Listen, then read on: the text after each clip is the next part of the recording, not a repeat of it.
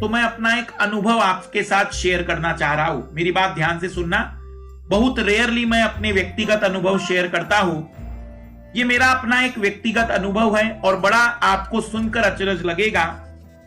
मैं 2005 से लेकर 2009 तक केमिस्ट्री का शिक्षक रहा हूं। केमिस्ट्री का मतलब मेडिकल और इंजीनियरिंग की कॉम्पिटिटिव तैयारी करने वाली जो कोचिंग संस्थान होती थी, उन प्रतिस्पर्धी परीक्षाओं की तैयारी करने वाली कोचिंग संस्थानों में मैं पढ़ाता था केमिस्ट्री, और बॉटनी भी मुझे काफी पसंद था, तो मैं इन दो विषयों को पढ़ाता था। और उस समय भी लगभग मान के चलिएगा कि 2005 से लेकर 2009 की ये मेरी बातचीत है। ध्यान से सुनिएगा, बहुत रेयरली मैं शेयर करता हूं अपने सारे एक्सपीरियंस।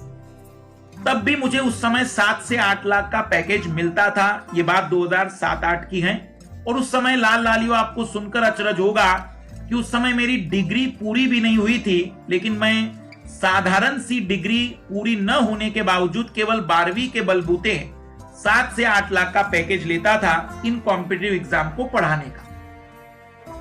तब मुझे कई सारे हमारे कलीग ने कहा कि आप पैसों के पीछे इतने क्यों पड़े हैं, आपके जैसे बच्चों ने यूपीएससी की तैयारी करनी चाहिए। जब कई सारे लोग कहते हैं तो हमने कहा चलो आईएएस की तैयारी करने में क्या दिक्कत है। मुझे बिल्कुल भी नहीं पता था कि इस परीक्षा का पैटर्न क्या होता है, मुझे नहीं पता था, लेकिन एक गुरूर, एक एटीट्यूड मेरे अंदर था। एटीट्यूड इसलिए था क्योंकि केमिस्ट्री जैसा कठिन विषय पढ़ा लेता था मास्टर, और बहुत ही कम उम्र में काफी अच्छे पैकेज पर भी था। तो मैंने एक बड़ा डिसीजन लिया कि मैंने नौकरी छोड़ी और मैं दिल्ली पहुंचा तैयारी के लिए। अब आपको मैं बताऊं कि 8-10 दिन के बाद, क्योंकि मैं 3 सालों से पढ़ नहीं रहा था, पढ़ा रहा था,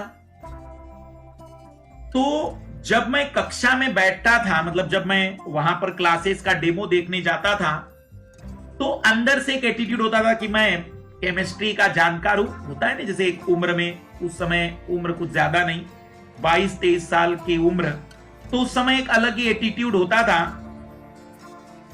अब क्या हुआ कि 15-20 दिनों के अंतर्गत मुझे यह स्पष्ट हो गया कि मुझसे या फिर ये जो यूपीएससी का एग्जाम है ये सब बकवास है। अपनी केमिस्ट्री की दुनिया काफी अच्छी है।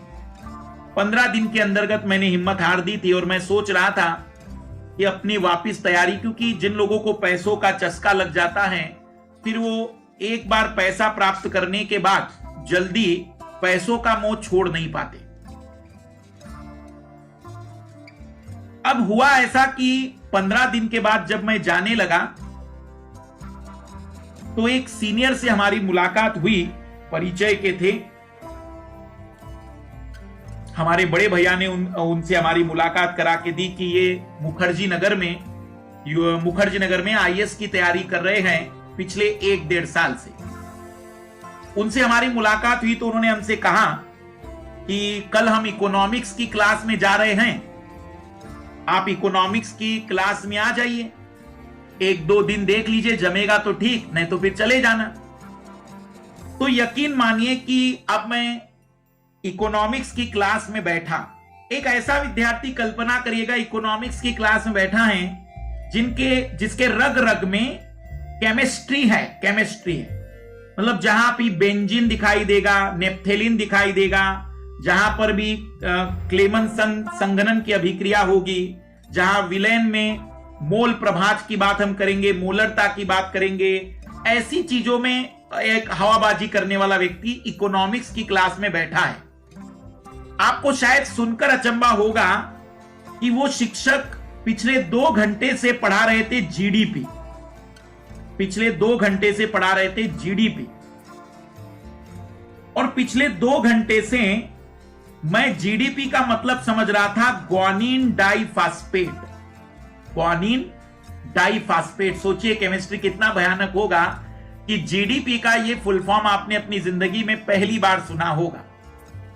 ग्वानिन डाइफॉस्फेट, मैं कहूं कि ग्वानिन डाइफॉस्फेट के बारे में इतना ज्ञान तो मेरे पास भी हो जाता, पर ये जो शिक्षक बता रहा है ये कुछ अलग ही है।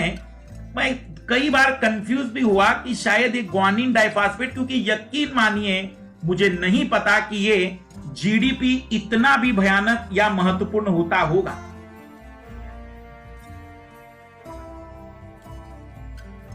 अब ग्वानिन डाइफॉस्फेट क्लास खत्म हुई और मैंने अपने पड़ोसी से पूछा कि ये जीडीपी क्या होता है। पड़ोसी मतलब वो जो जिनके साथ मैं गया था वो तो चले गए थे, उन्हें कुछ काम था। तो फिर मैंने अपने पड़ोसी दूसरे से पूछा कि भाई ये जीडीपी क्या होता है।